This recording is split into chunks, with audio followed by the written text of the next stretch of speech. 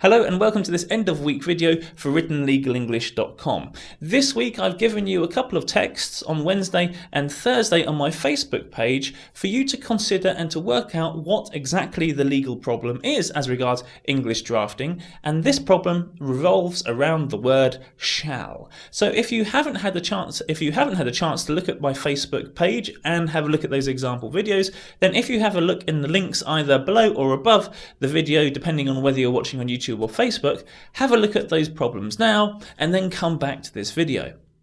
Now, before I explain what the problems are, let me just say now I'm not going to go in depth in this video.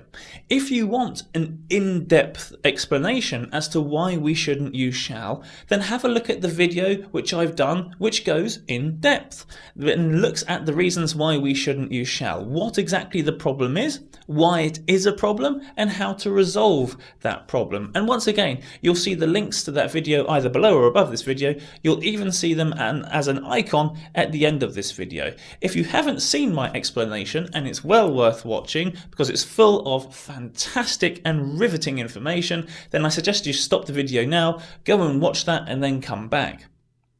Okay, in a nutshell, we know that shall can mean four different things. It has an official legal meaning, which is must, in other words, creating an obligation.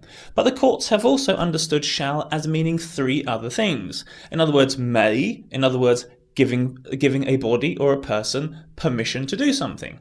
It might mean will, in other words, talking about the future or indeed future promises.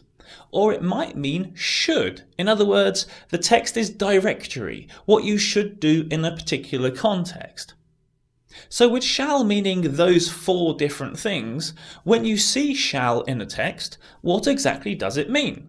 Well, if you have a look at the texts which I gave you for Wednesday and Thursday, that's exactly the question you should have been asking yourself.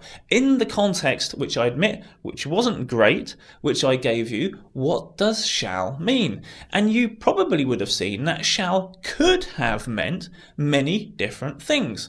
And if you have a look at my proposed corrections, my proposed ways of dealing with this, which you'll also find in the link either below or above the video, then you'll see in that particular context, shall might mean many different things, which changes, of course, the meaning that the person who reads that text will have in their mind.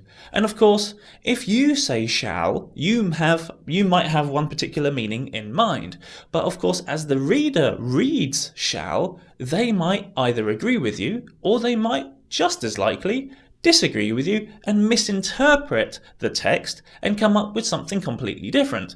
And if you consider the answers, if you consider the meanings, which are must, may, should and will, mean completely different things and open up a number of different possibilities, well then you'll know what the problem is with using shall. It is an ambiguous term, and we should not be using ambiguous terms in legal texts. We have to communicate clearly and precisely. But Simon, you might be thinking, you didn't give us much context. If there was a lot more context, then of course everyone would know what shall means. But that's my point. Even in my job as a proofreader, when I've got the whole context, pages and pages of context, I still come across shall and I have to interpret, as I'm reading, what does shall mean in this context? And very often, it doesn't mean must. It means something else. So I make the correction, and I always highlight the correction saying, is this what you actually meant in a message to the author? And very often the author comes back to me and says, no, that's not what I meant. I actually meant this. So if I get the meaning wrong when there's plenty of context, there's every chance the reader will make the same mistake. This is precisely why you shouldn't use shall or, as we looked at last week, in your legal writing, because it is so open to interpretation. Okay, I'm not going to keep on drumming the same point home. I hope that you would agree with me that when you're writing legal English, you'll do your best to avoid ambiguity and to communicate a clear message. And we communicate a clear message by, it's obvious to say, avoiding ambiguous terminology, including and or, and this week we had a look at shall. If you didn't have a chance to have a look at the texts that I posed this week for shall, last week for and, or indeed any of the language errors, the drafting errors that I've looked at on my Facebook page or on YouTube, then go back and have a look at them. If you want to have a look at my in detail explanations of various different legal drafting points, then visit my YouTube channel and you'll see there's 17 fantastic core videos that you really have to get to grips with in order to get your legal writing to a much better and higher standard. If you want to practice your legal English writing in more depth and practice lots and lots of different questions, then head on over to my website writtenlegalenglish.com, sign up for my course, and there you won't be disappointed. There are plenty, hundreds, if not probably hundreds, maybe not quite 1,000 questions in order for you to develop and practice your legal English drafting skills.